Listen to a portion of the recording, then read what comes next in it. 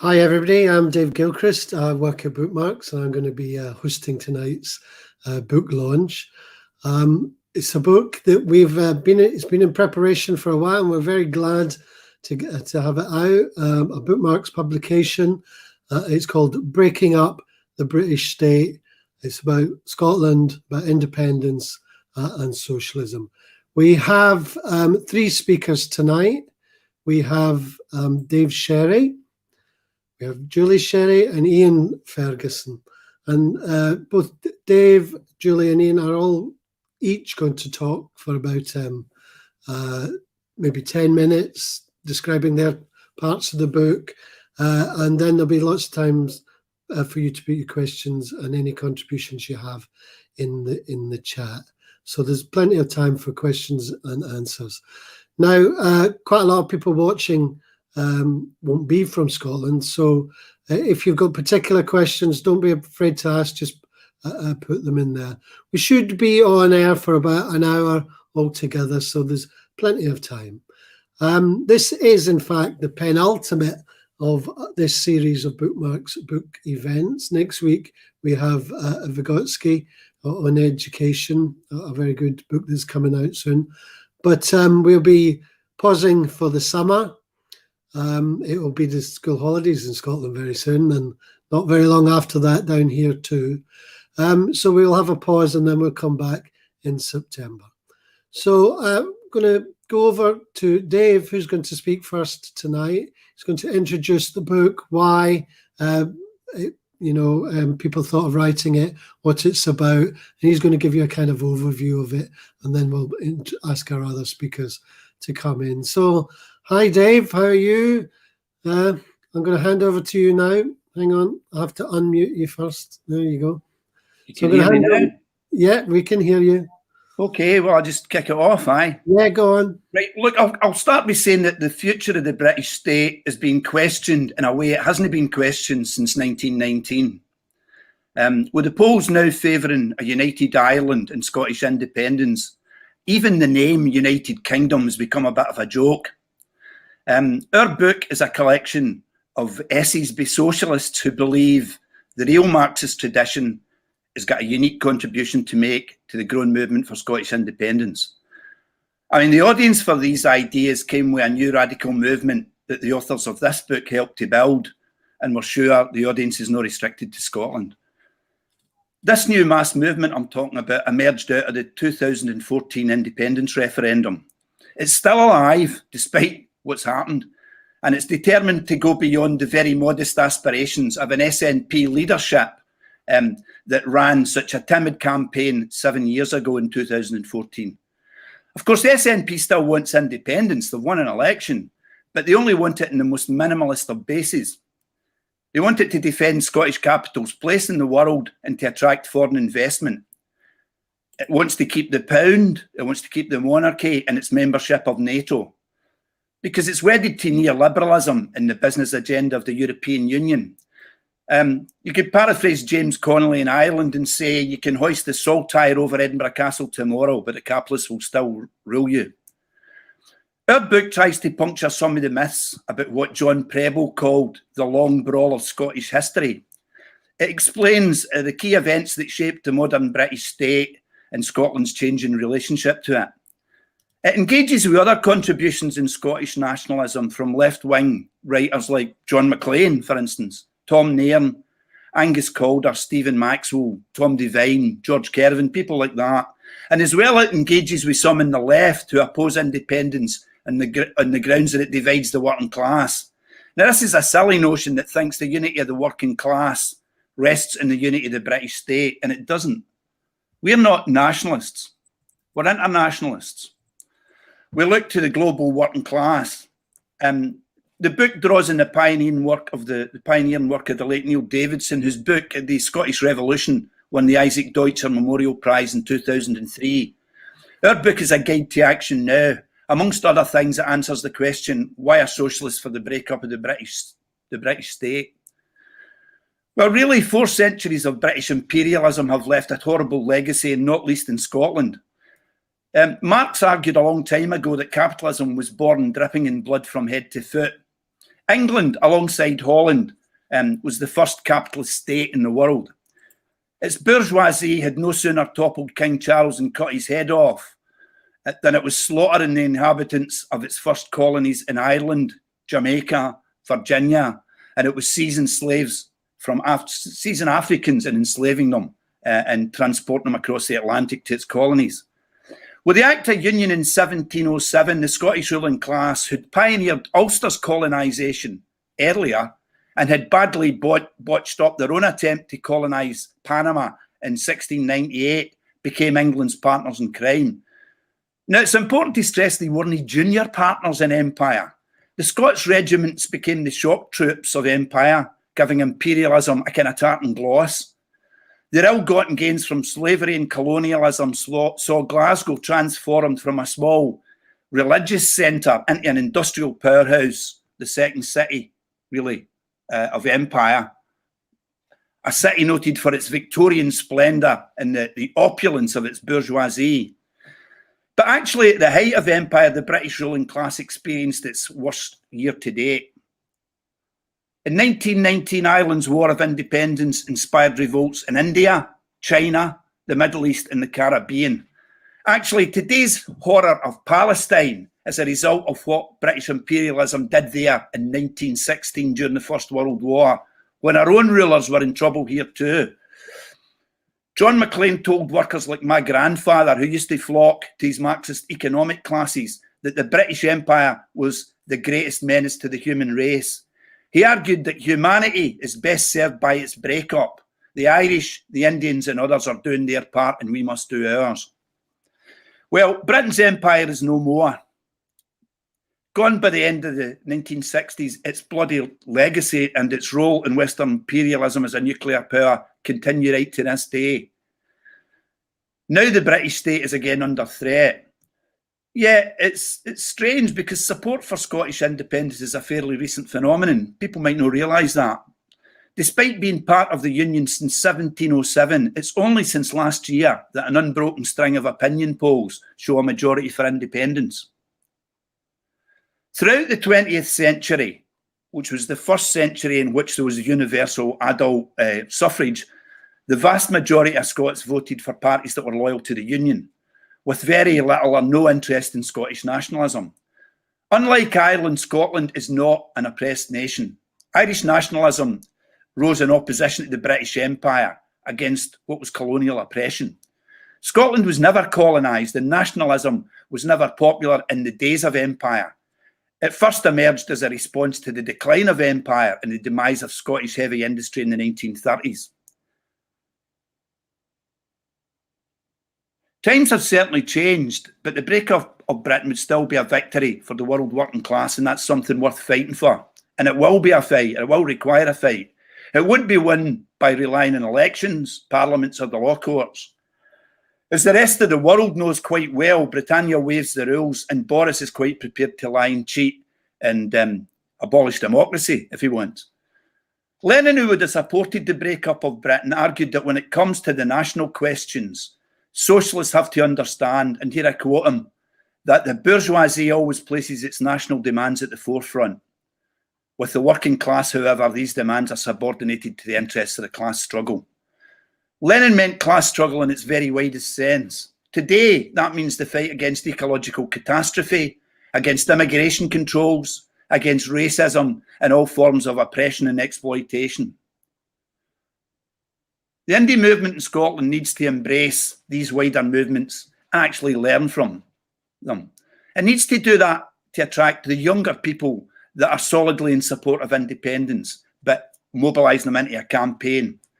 I live in Pollokshields in Glasgow. Last month, along with hundreds of other people in this local area, we stopped Priti Patel's Dawn raid that was targeted in refugees who'd been living here as part of our community for at least 10 years. These raids and the hostile environment against migrants will get worse. One more argument for breaking up Britain. But civil disobedience like Pollokshields, but on a much bigger scale, bigger even than happened in Catalonia, is going to be necessary. It's going to be necessary to win independence and create the kind of conditions for the kind of independent Scotland that is worth fighting for. So look, I'll leave that there and hand over to the next speaker. Thanks.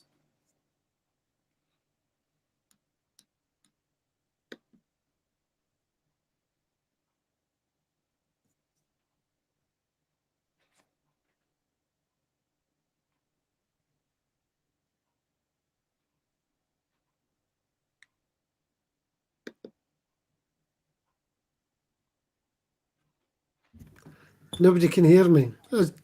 Okay, can you hear me now? Yes. Ah, well, there you go.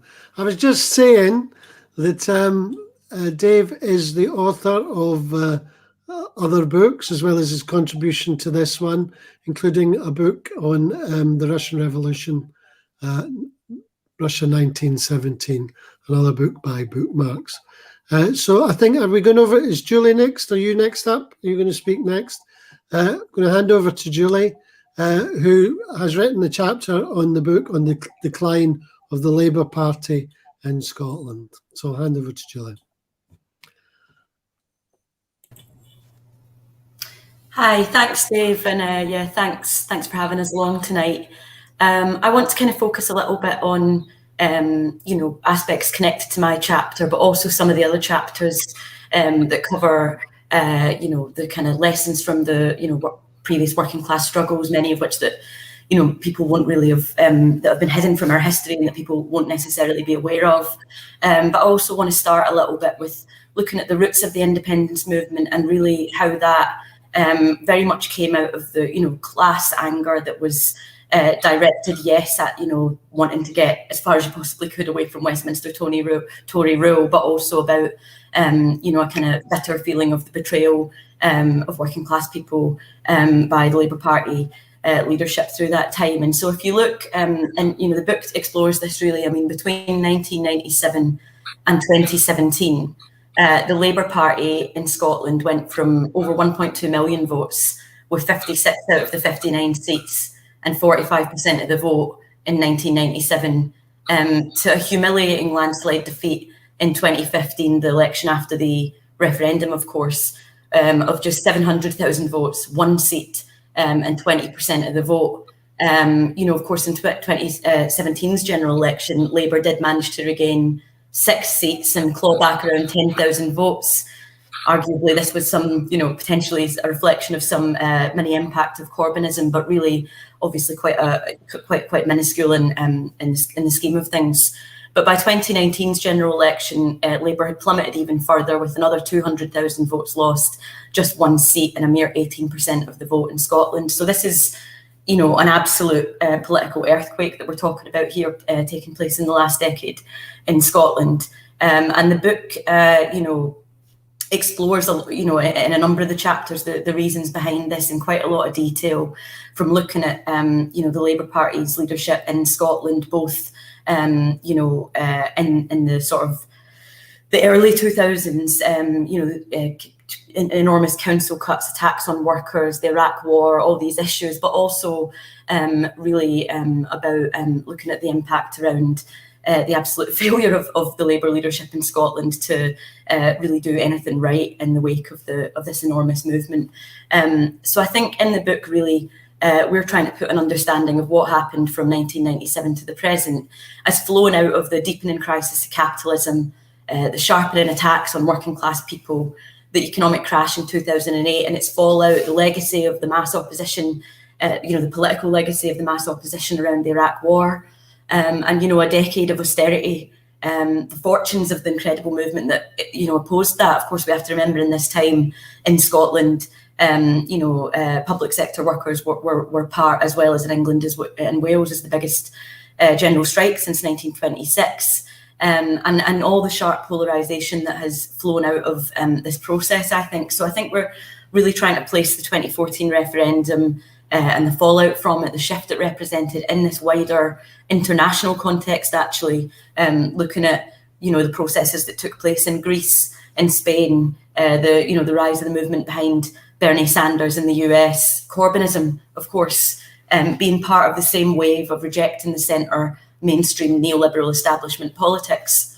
And I think, if we take a step back, this picture really is characterised, the overall picture is characterised by this rejection. We have left movements that have sprung up, inspired by the idea of a completely different basis for society, but also where these alternatives have failed to break through or deliver. We've seen the opposite side of that polarisation, the growth of the far right, Trump, Johnson's election majority and so on.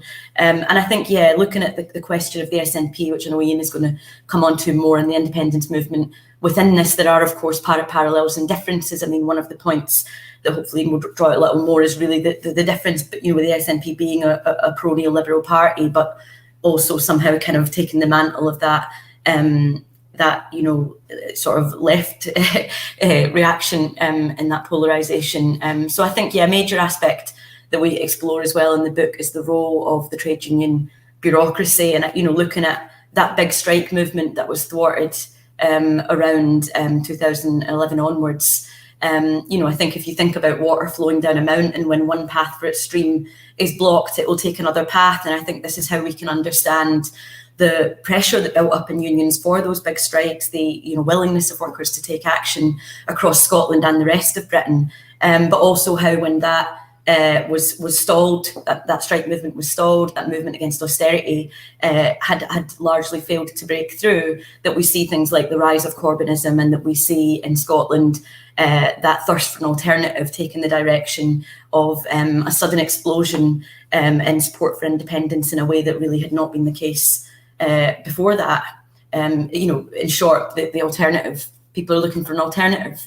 And so, yeah, I mean, I think the question from another meeting that I was doing on this book launch was somebody asking, from a capitalist point of view, is an independent, what do the ruling class feel of it? Is an independent Scottish capitalism viable? And I think that's an interesting question to explore. It's always good to know how the other side is thinking. But I think really the answer that we have to put as socialists is no, it's not viable. But at the same time, it's not viable for working class people, but neither is the British state. I mean, the British capitalist state, is it viable when 150,000 people are dead as a result of austerity, or similar numbers dead due to mishandling of COVID, or the thousands who have been killed in deaths in custody and racist police, in a situation where institutional racism is at the very heart of a system based on exploitation and oppression. So I think one of the points that the book is trying to bring out is looking at how the movement emerged for independence out of that tension and that feeling and that polarisation and that rejection of what the system had to offer. But also a key question is that, having a friendlier face smacked on the front of the system is not going to be the solution, and we're not fighting for the same independence as the SNP leadership. I think, though, also, one of the things that we try to draw out is the independence movement is also very connected, shaped by, and socialists play a big role actively within the movements, both the independence movement and the anti-racist movement. You look at the question of Black Lives Matter in the last year, outside my street, like many parts of Britain, there are still Black Lives Matter posters up everywhere. I think that questions around the climate, as Dave mentioned, questions of Palestine, of the bond that was felt with the kind of Catalan movement for independence. The whole reason that so many, I think, have flocked to this movement is because they're seeing it as a means to win a better society, and they're very much seeing it in the same way as identifying with all of these progressive movements. So I think that breaking up the British state within this moment, much wider than just what's happening in Scotland, will be an enormous blow to the system that we're up against. But I also think that one of the things that has been interesting is how it Stand Up to Racism and anti-racist action around the anti-racist movement has taken the slogan "Scotland's not innocent" too. And of course, they've talked there about the role in empire, the slave trade. We had some activists out recently, just before the week of action for George Floyd, putting sack the racists over all the slave traders that are in dominant positions around George Square. So yeah, I think this process should be working class people, anti-racists, people who don't want the planet to die, coming together in an active and confident fight to reshape society, and not a passive process of feeling that we have to get the SNP's version of independence that we actually have to fight in the here and now and like those movements. I mean, the question of Pollock Shields within this, I won't say too much about it, but it's also where I'm from, was one of the most incredible, beautiful moments of the whole pandemic for me, you know, and for that to happen on Eid was just infuriating. But the response within the community shows the potential, I think, for the kind of movement that can really, that can really fight and force for change, not just in winning independence, but in really fighting back against the ravages of the system that we exist in now. Whether we're fighting against a government in Westminster or we're fighting against a government in Holyrood. I mean, it has to be said, of course, the SNP were a lot of SNP figures were very good around the question of Pollock Shields, and it does show up those differences. But yeah, I think. Just sort of moving on to some of the lessons about the struggles that are explored in the book.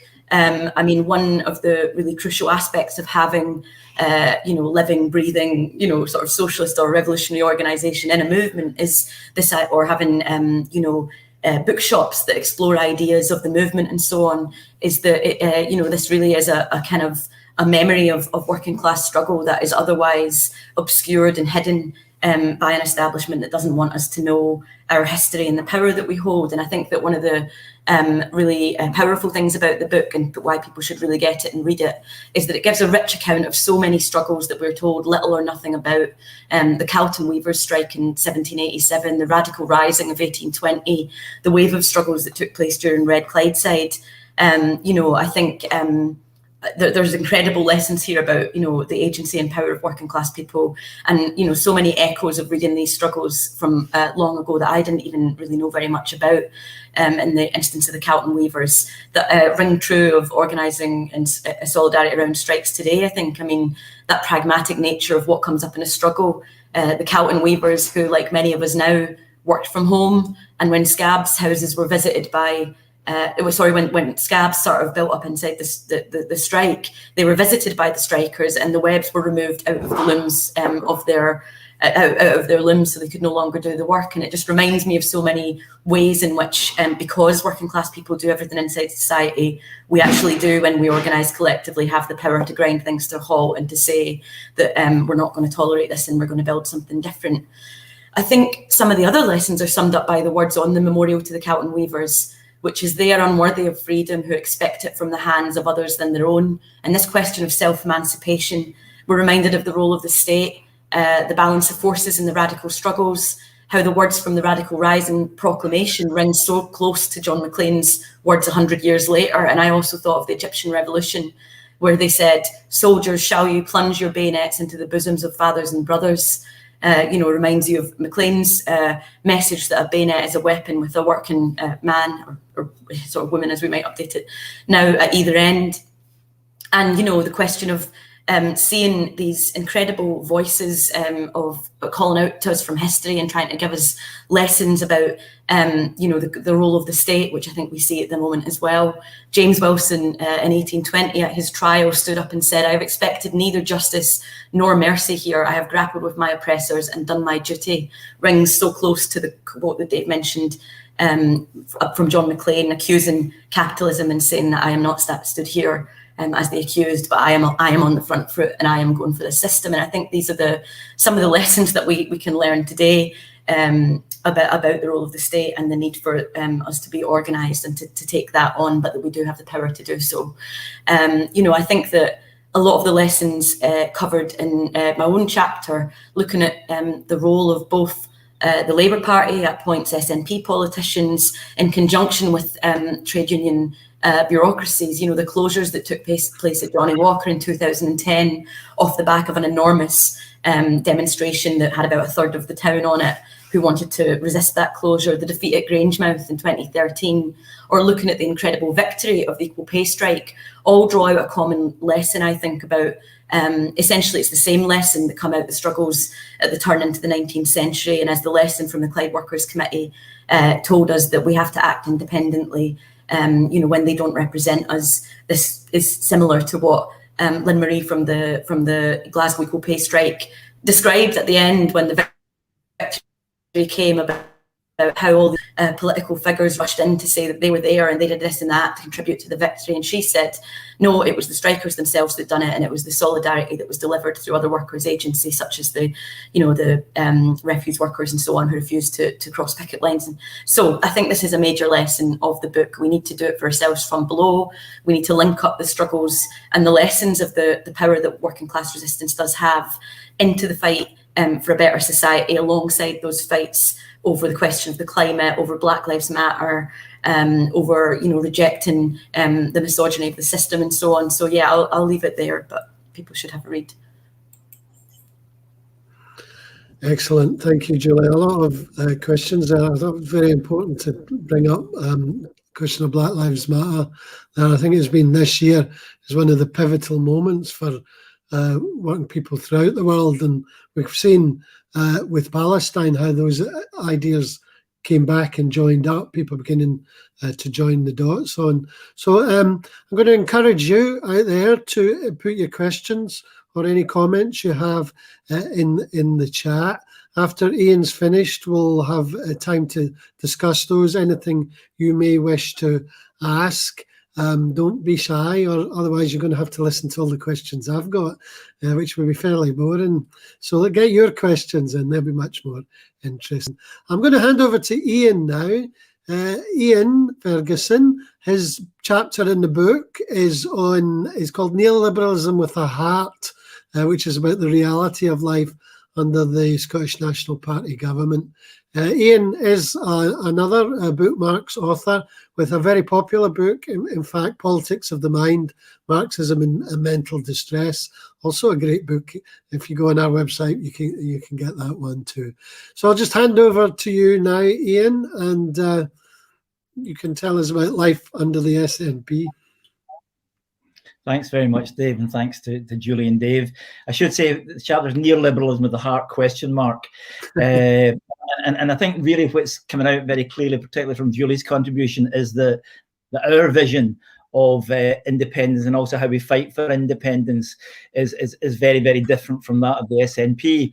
But really where I want to start is that 4 weeks ago, we saw the fourth consecutive electoral victory for the Scottish National Party in the Scottish Parliament. They've now been in power in Scotland since 2007, as well as winning the Scottish parliamentary elections. They have wiped the board basically in terms of UK Westminster elections in most of these cases, and now control most local councils in Scotland, including councils in the Central Belt, Glasgow and Edinburgh, the traditional heartlands of the Scottish Labour Party.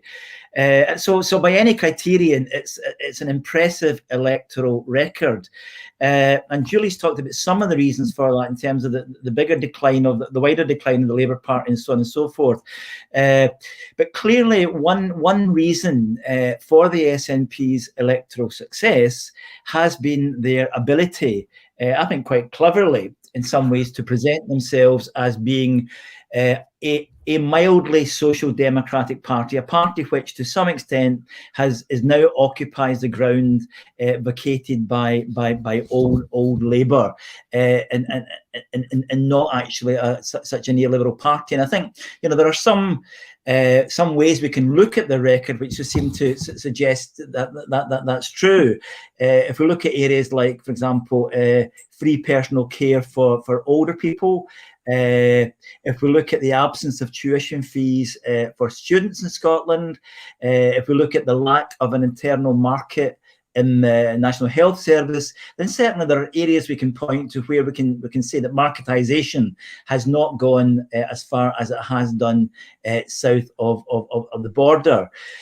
And again, if we look at Nicola Sturgeon's handling of the pandemic, it certainly has appeared much more professional than that of Boris Johnson, although clearly it's a pretty low bar. More generally on a range of social issues, such as, for example, immigration, as Julie has mentioned, or Dave mentioned, they have not promoted the kind of hostile environment that Theresa May promoted south of the border. And to her credit, Nicola Sturgeon came out in support recently of the action in Pollock Shields to prevent the deportation of asylum seekers. So on these areas, it's easy to understand why many can see the SNP as being a more progressive party than the other contenders. Having said that, I think if we look at the big picture in Scottish society, then actually the picture is much less rosy. So, for example, a report published by the Scottish Government in early 2020 showed that people living in the most deprived parts of the country are now 4 times more likely to die early than they were 20 years ago. In other words, health inequalities and mortality have increased. In terms of homelessness, the charity Crisis Scotland has described a homelessness death emergency with fatalities of homeless people more than double the rate of deaths in England. If we look at Scotland's, if we look at drug-related deaths in Scotland, they increased by 27% in 2019. They have now reached a record high of 11,087, which puts Scotland on a par with the US. Death rate is now, the drug-related death rate in Scotland is now 3 times that of England and Wales, and is actually higher than in any other EU country. And despite the fact that Sturgeon's handling of the pandemic has undoubtedly been more professional than Johnson's, in reality, the outcomes have not been so very, very different. In Scotland's care homes, for example, 3,400 people have died. A report that came out recently confirmed that the discharge of older people into care homes without testing included 78 people who had actually tested positive. So there's no question. And in fact, more people have died, more old people have died in care homes in Scotland than have died in England. So I think these are some of the reasons that I think we have to dig a little bit below the surface and really question the extent to which the SNP, how deep that these social democratic credentials actually are. If you put these arguments and these points to SNP supporters or to SNP leadership, then the most common response to that is to say, well, fair enough, we haven't been able to do everything that we wanted to do, but that's because we don't have independence. We don't have the powers to do that. And if we had the powers to do that, then Scotland would be a very, very different place. And it's absolutely true to say that the devolution settlement doesn't give Scotland control over a whole number of areas. So, for example, it doesn't have control over areas like immigration, areas like defence, and so on. So one reason for fighting for an independent Scotland is precisely to gain control over these areas, to allow us to welcome refugees and immigrants, to get rid of Trident, and so on and so forth. But while there's a grain of truth in that argument, I think it's also misleading. It's also misleading for 2 reasons. Firstly, that although the SNP may have limited powers, they could have done an awful lot more with the powers that they actually have. So, for example, Dave, in his contribution, referred to the demonstrations that are taking place tomorrow in Glasgow and other cities against the closure of dozens of municipal facilities such as swimming pools, libraries, sports areas, and all the rest of it. These are taking place under the aegis of an SNP-controlled council in Glasgow. It would cost only £17 million to keep all these facilities open. But in its election manifesto only 4 weeks ago, one of the pledges of the SNP was precisely not to raise income tax for the duration of this Parliament. In other words, the opportunity to tax the rich, or even, as the Greens have suggested, to impose a 1% windfall tax on the super rich, has been rejected. So the reality is that the rich, the kind of wealth, and Scotland is a massively wealthy society as well as massively unequal, that the SNP will not use the power they do have to redistribute wealth from the rich to the poor. And similarly, when we look at the kind of scandal that's taken place within care homes during the COVID crisis, in response to that, Nicola Sturgeon set up an independent inquiry into social care. That inquiry positively has argued for a national care service, but has also been very, very clear, and this is likely to be supported by Sturgeon, that despite the fact that most of the deaths, the vast majority of the deaths in Scottish care homes took place in homes of providers like HC1 or Four Seasons or Care UK, massive companies with headquarters in the Cayman Islands and elsewhere, that they have no intention whatsoever of nationalising these companies, although they could do so. And the reality of that means is only last month, HC1 announced that they intended to close another 10 care homes in Scotland, causing massive anxiety among residents, causing hundreds of redundancies, and the SNP will do nothing to prevent that. So the first point I think we have to make is that even with the limited powers that the SNP have, they could have done much more to challenge inequalities in Scotland. But there's an even more fundamental reason, I think, why we should reject the argument that it's all about independence, because the reality is that SNP's vision of an independent Scotland is really essentially a neoliberal vision. This is not something new. As long ago as the early 2000s, in an interview, Alex Salmond stated that really what people particularly disliked about Margaret Thatcher was not so much her economic policies, but her social policies. In other words, the privatisation, the low-wage economy, and so on, the Celtic Tiger model was something which Salmond at that stage was quite happy to embrace. And in fact, the SNP's vision of an independent Scotland is one in which the monarchy would remain, the Queen would remain the head of state, in which Scotland would remain in the nuclear club NATO as long as somebody else, as long as we can put the nuclear weapons somewhere else. And it's a vision of a Scotland where class inequality and class structures would remain very, very much unchallenged. That was set out very, very clearly in the Growth Commission report produced in 2018, which caused horror among many people on the left of the SNP, who had joined on the basis that it was a progressive party, but was in fact a straightforwardly neoliberal document which promised that under independence, Scotland would keep the pound. In other words, would be subject to the Exchequer for the next 10 years, as well as 10 years of austerity. And that, again, there has been no change in that position. Again, despite the more progressive handling of the pandemic, the economic recovery plan, which has been produced for recovery from the pandemic, has the chair of that plan, the person who will lead recovery, is an individual called appointed by Nicola Sturgeon, called Benny Higgins. Now, probably like me, until very recently, you won't have heard of Benny Higgins.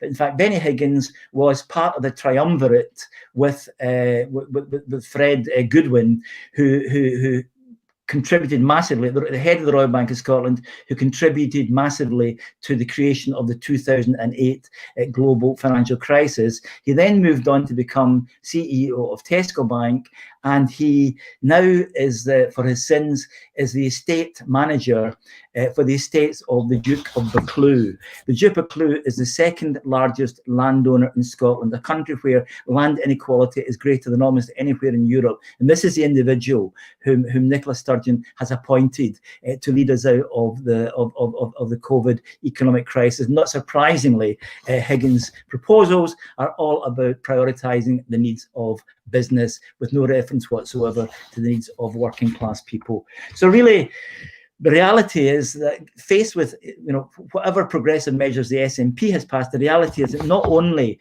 do the policies of the SNP, not only will they not challenge the massive inequalities in wealth and income and health in Scotland, but actually the timidity of their approach, the steady as we go, will not be able to achieve independence either, will not inspire people to fight for a different kind of Scotland. And really what I want to just conclude by saying is that, as Julie has said, what we have seen and what we saw above all else during the 2014 referendum in Scotland was a very, very different vision of independence. I just want to quote briefly from our comrade Ciara McKechnie, who, quoting actually a mainstream Scottish journalist who talked about there being a wee whiff of Tahrir Square in Scotland, in George Square at that time, which was undoubtedly true. And as Ciara says, anyone who was fortunate enough to witness the gatherings of thousands of people in Glasgow's George Square in the days running up to the referendum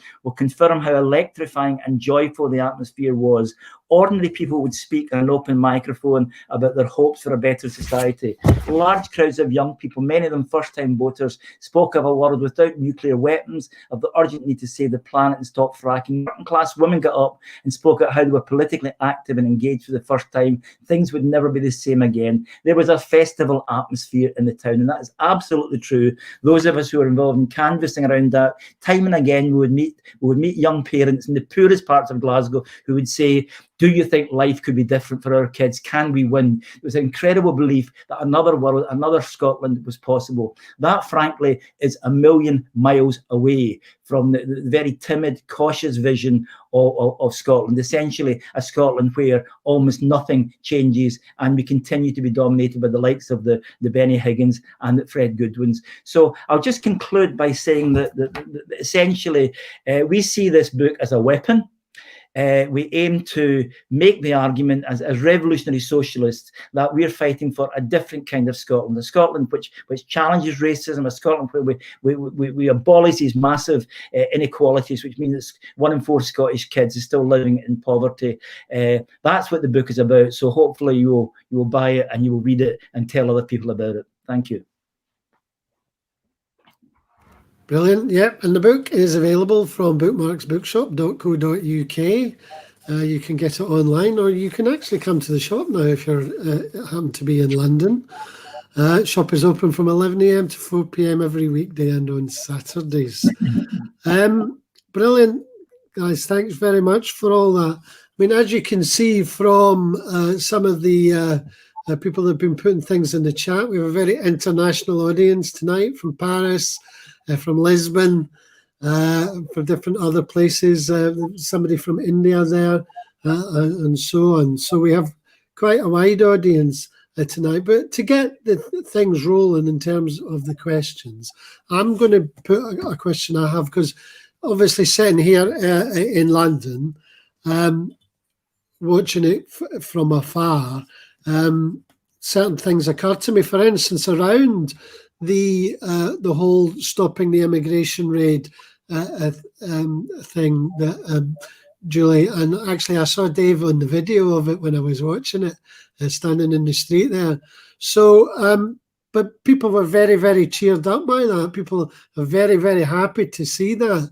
But in a sense, that also fits into an idea that some people have of Scotland being a more radical place, you know, about it being more left-wing, having a more left-wing tradition, and so on. Now, what Ian's just said about SNP government, you know, runs counter to that, and some of the questions will come about to the Labour Party also run counter to that. But maybe somebody could just mention that a little bit. But there is another side to that as well, which is that people say, oh, we might be quite happy for Scotland to leave the United Kingdom, but won't that leave us down here in London and the rest of the UK with a Tory government forever? I mean, my answer to that is that's not really Scotland's problem, you know, in a sense. It's for people down here to sort it out. But, you know, these are the questions people raise, and I don't know if anybody would like to come back in these general issues. Anyone? Just feel free. Well, I'll come back in that one. I think it is. It's not our position to say, stuff it, that's your problem in England. Actually, we would hope that the manner in which we break up the British state, or try to break up the British state, has an impact on people in England as well, and encourage them to do that in wherever they are. The idea, I mean, I remember speaking, I can't remember where it was, I was on a Zoom meeting and I was talking, it was a Stand Up to Racism meeting, I think, and I was talking, and somebody from London said they would like to get somebody down from Pollokshields to speak at their union meeting. Those, you know, the argument that somehow the breakup of the British state means the breakup of the British working class into different units and we don't care for each other and we don't solidarise with each other is rubbish. I think those kind of things, the inspiration from Pollokshields, I mean, I'm so proud to live here, but I mean, it's small, it's local. We need to spread it to other areas. It's not universal. but there's been a tradition of that in this area because of the people who live here, because there's networks, quite interesting. There's a network called Living Rent, right? It's not dominated by the SWP or anything like that. It's a group of young people who are fighting against private landlords. They were heavily involved in this, the network that was built. And it's people like that that we want to work with. And I'm sure we have links with, I understand there's a meeting on about the Grenfell Towers and the cladding going on and the scandal that's there. That affects Scotland as well, and we're interested in that, and we want to link up, and that will continue to happen as we struggle to break up the British state. So Scotland sometimes is ahead of England. For example, in the bedroom tax, the movement in Scotland was very powerful. Sometimes it's way behind. Sometimes it's way behind. It's not true that the Scottish working class are more left-wing or more advanced. Sometimes they are, sometimes they're not. Sometimes they're in the background. Sometimes it's not them that are leading it at all. And it's a question of linking up the class and learning from each other. Brilliant, Dave. Thanks. Ian outlined, the nature of the SNP government. So, I mean, it does kind of raise the question about if they are, so lackluster, how do you think that independence can actually win? How can the movement develop to one that challenges what seems to be a purely constitutional route? How can that be moved on? I don't know if you want to say something about that, Ian. Hang on. Yeah. Yeah, go on. Yeah, I think it's a really good question. The stage that we're at just now is that Nicola Sturgeon, and again, it sounds reasonable, but Nicola Sturgeon has said is that at the moment, frankly, independence is off the agenda. At the moment, the task is to deal with the COVID crisis, and once that is dealt with, then we can talk about independence. And that might seem very reasonable, but there's basically two problems with it. One is, as we know, the COVID crisis could go on for a very, very long time. So that's the first point. So in a sense, it's seen by many as kicking the independence question into the long grass. But more importantly, I think what it fails to understand on her part is that for many people, whether it's young people on 0 hours contracts, whether it's unemployed people, whether it's people living in poverty or whatever, that actually we really can't afford to wait for years and years and years and years. And actually, one of the best ways to promote a good post-COVID recovery would precisely by building a different kind of Scotland and challenging the powers that be. And I think it's interesting, if we look back at the 2014 referendum, in reality, the vote towards a majority really only began to happen when Salmon began to talk about class issues, about health, about poverty and so on, rather than the constitutional issues. So I think that it's about building a movement in the here and now that actually puts these issues to the fore. I am optimistic about that. I think, as Dave mentioned,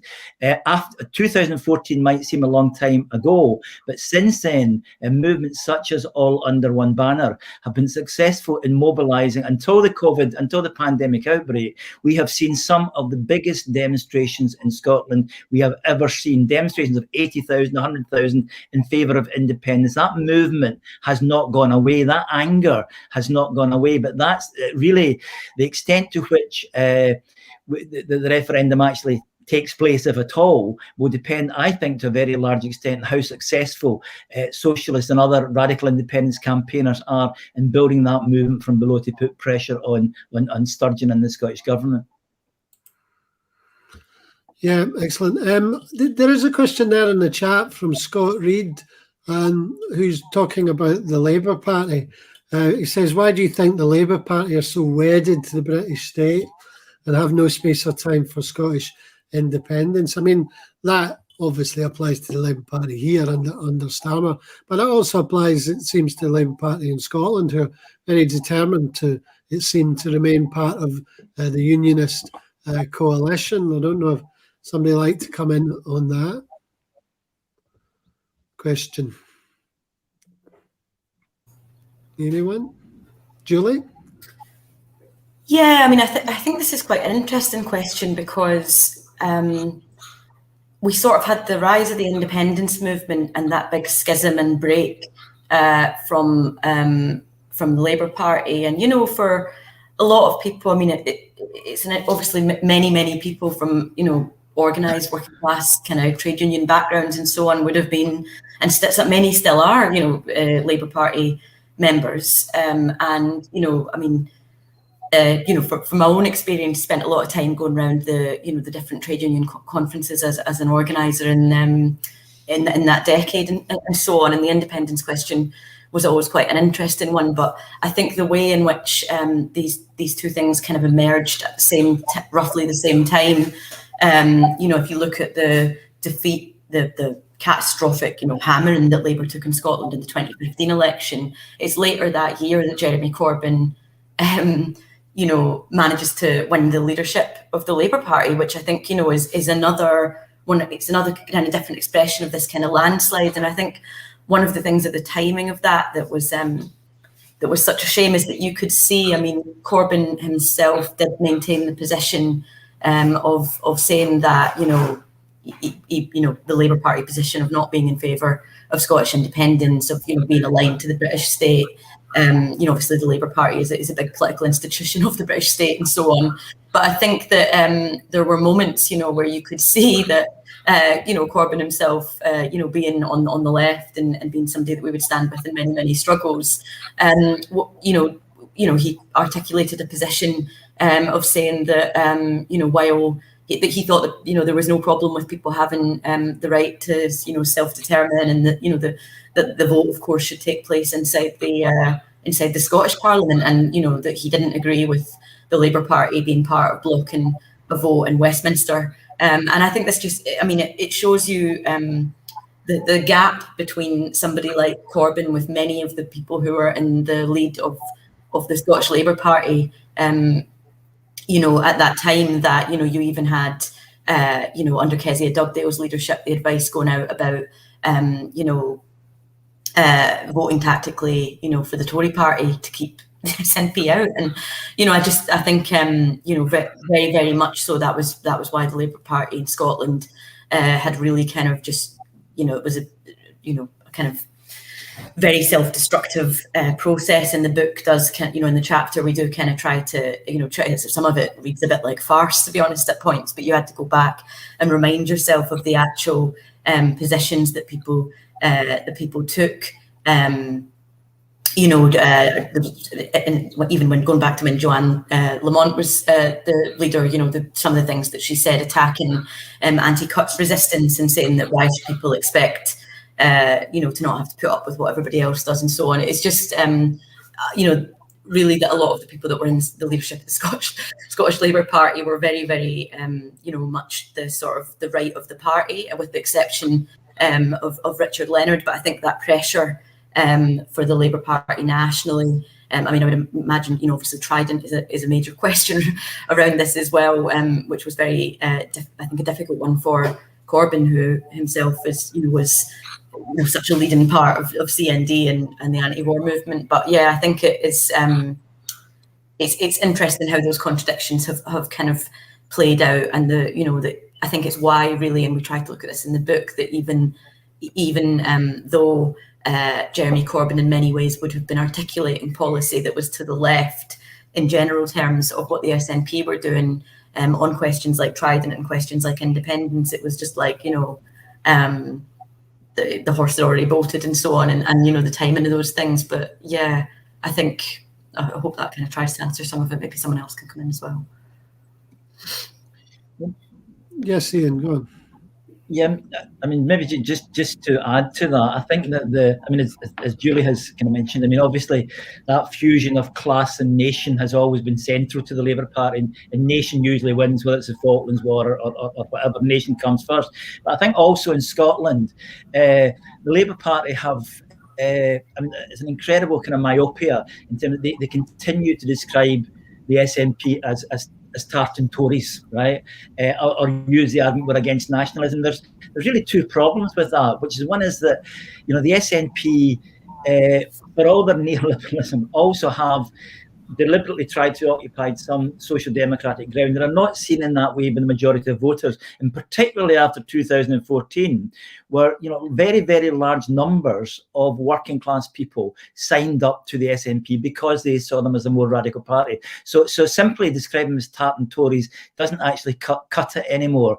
But I think there's also the more fundamental argument that simply to say we're against nationalism, of course, ignores the fact that the Labour Party, both in Scotland and south of the border, is actually 100% committed to British nationalism, and which is actually a far more dangerous form of nationalism than Scottish nationalism. Having said all that, I think, as Julie has correctly said, it seems to me, it just seems so obvious that had the Scottish Labour Party even taken the very basic position of saying we do not agree with independence, but we think the Scottish people have the right to decide, which essentially was Corbyn's position, then I think actually they would have been had achieved a better degree of electoral success. I think their failure to do that, plus the fact that, as Julie said, Corbynism actually never really made a huge impact in Scotland, and the new Labour leader, Anna Sarwar, is actually close to Starmer. It's very, very difficult to see how they can now dig themselves out of the hole that they've got into.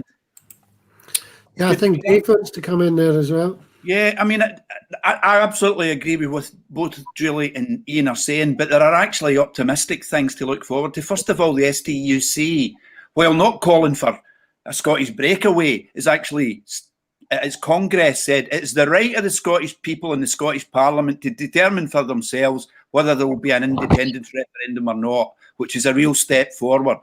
Unison in Scotland are saying that as well. My own Union Unite, if you look at the General Secretary elections, all of the three left official candidates that have come out are in favour of Scotland's right to self-determination.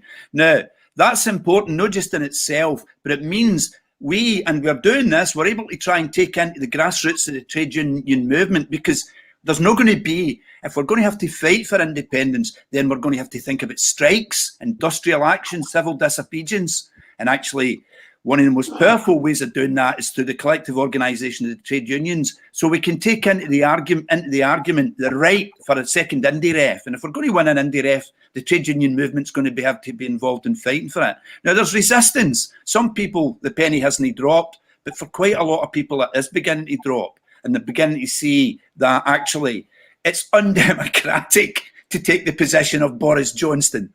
And for Starmer to wrap himself in the Union Jack inside him is not doing the Labour Party any favours. And some people in the Labour movement in Scotland are beginning to realise that. Probably not enough, but actually it's an opportunity for us to intervene and not just accept that. And I think that's quite important. It's an argument that we inside the independence movement in Scotland are arguing. There are things like trade unionists for independence who are prepared to argue for that position as well. People who are in the SNP see that as a step forward. In other words, we can start to break down some of the divisions and engage people in the Labour movement in the fight for independence. And I think that's quite important. But I agree absolutely what both Julie and Ian said. You're muted, Dave. You think after a whole year of doing this, I'd be quite used to it, but clearly I'll never get a job on television. There's a few questions still there in the chat. We are kind of running out of time. Though, but I think we can address some of these questions. There's one there from Red Gaz, I think it is, and it's quite long. But if I understand it to mean he's saying, don't socialists need to put forward a clear but different vision from what we might call bourgeois nationalists? There must be a clear demarcation, he says, between socialists and neoliberal nationalists on independent, so that's a question I think about tactics. How does the book look at that? About what the socialists saying? Is it a question of putting forward different demands? I don't know who wants to come in on it. Ian. Am I muted? No, you hear me? We can hear you. Anyway, right. Sadly, I think that the Socialist Workers' Party will not control the questions that are on the ballot paper. on the referendum paper. So I suspect it will be a straight yes, no. But I think the general point that's been made here, I think it's absolutely crucial that socialists do put forward a different vision. I think one of the problems that sections of the Scottish left have been increasingly drawn into close to a nationalist position, and I think we have to make it clear that we are there as internationalists and fighting for a different kind of Scotland. So I think actually, I think as we've argued this evening, the fact is that a referendum campaign run on the basis of keeping the monarchy, staying in NATO, and keeping people like Benny Higgins in charge, frankly, will not set the heather on fire, will not enthuse people, and it means that the vote is still hovering in favour of independence. It's still around the 50% mark. That will not be changed by Sturgeon's steady, cautious, steady as you go type policies. It will only increase if people feel that this is something worth fighting for. And I think again that's something we have to say that's not been said. That this is, as Dave has said in his contribution, independence will not fall from the sky or be handed to us on a platter. This will involve a struggle, a fight involving strikes, involving mass demonstrations, involving civil disobedience, including making Scotland ungovernable. So actually part of the job of revolutionary socialists is to tell the truth about that. And actually, if we want a Scotland that is worth fighting for, then we have to be prepared to fight. So yes, I think that does mean that our vision of independence and how we achieve it has to be distinct and very different from that of the leadership of the SNP. I think Julie's got a few words to say in this as well. Yeah, that's a useful comment, I think. And I think, partly, I think what we were trying to outline at the beginning as well is that really this is partly what the book is trying to do at the level of, ideas, strategy, what kind of independence are we fighting for? Really, the book is about really trying to draw the difference between, the SNP or the bourgeois, as the question put it, notion of a progressive capitalist Scottish state that's going to be a complete opposite of Boris Johnson and is going to somehow manage to break free of the binds of the crisis that the system itself is facing. I mean, you look at some of the things that are talked about in terms of what would happen, in the cuts packages and so on that people have mentioned. These are things that we're of course in stark opposition to, but I think the book does go through that quite a lot, and I think part of it is about a demarcation in what you say you think is possible for United Scotland an independent Scotland, and what we and marking the problems with looking to the SNP to deliver it. But another part of it is actually a much more kind of living, breathing, active intervention inside the movement. So I think it's about shaping the independence movement.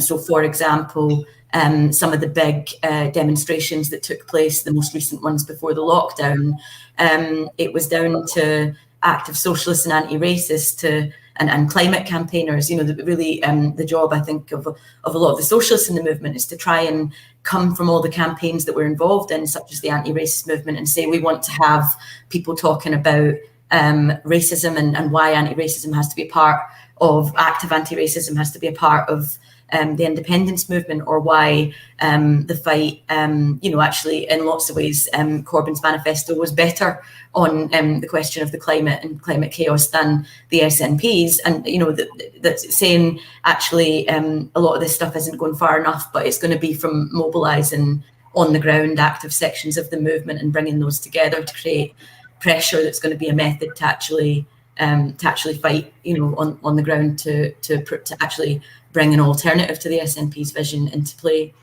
So I think that there's an active question around that as well, which is about how we intervene and organise and link the different political movements together. Right, thanks, Jill. I think we've got a few minutes. If each of you want to have a couple of minutes to have a bit of a summing up now, some final remarks. Shall we go with Dave first? All right.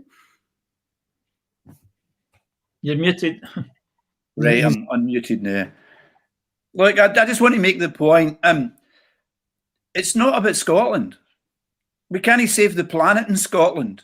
We can't end racism in Scotland. We're internationalists. It's part of a process to change the world, really.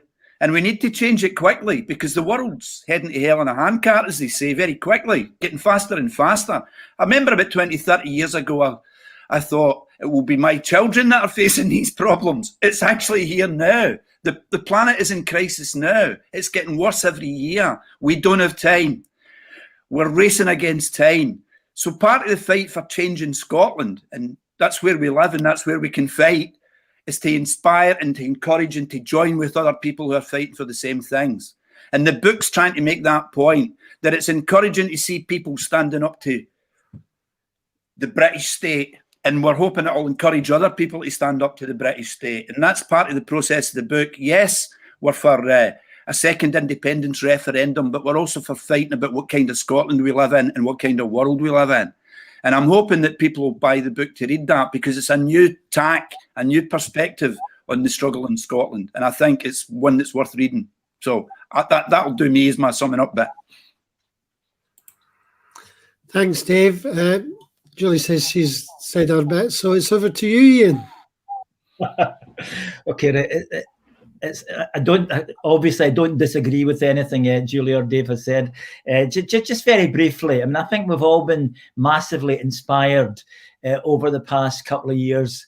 But the Black Lives Matter movement, by Extinction Rebellion, and the reality is that struggles in one area feed into struggles everywhere and give us confidence. And I think that's also true of an example we've talked about quite a lot tonight, that fantastic moment in Pollokshields, when the action of local ordinary people actually, you know, meant that two human beings were not going to be deported, right? We're freed. And I think we were all enormously inspired by it. And I know that a number of people I've spoken to around the country felt that they then fed into the Palestine demonstrations that happened a few days later. So one struggle feeds into another. And I just want to make 2 points about that. Is one, it was very, very good that Nicola Sturgeon came out and at the end and supported that demonstration. But let's be quite clear of the order.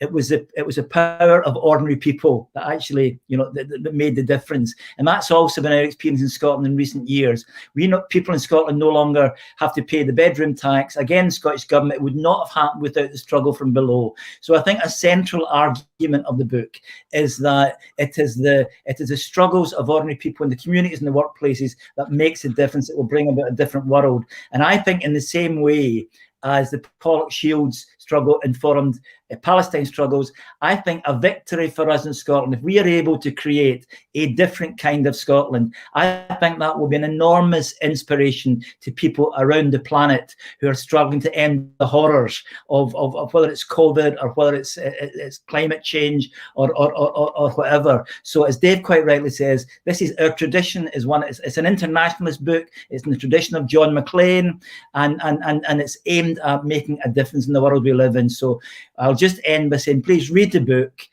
use it, buy it, and share the arguments. Thank you. Thank you. It only remains for me to say thank you to each of our speakers tonight, to Dave, to Julie, and Ian, and all their books, including this one. Breaking Up the British State is available from Bookmarks as bookmarksbookshop.co.uk. You can get it on our website, or you can call us or email us, or if you're around, pop into the shop. As I said at the start, this is the penultimate book event in this season. Next week, we will be having Shirley Franklin in an interview with Jane Bassett, who will be talking about Lev Vygotsky, the Russian Soviet educationalist who did so much to promote child-centered education and progressive education under the Russian revolutionary government before it was snuffed out by Stalinism. So it's be a very invigorating talk next week, I think, but it's been great tonight, from Pollokshields to Palestine. So the struggle goes on. So thank you once again to all the speakers, and thank you to all you guys out there for tuning in, for listening, and I hope to see you next week. Good night.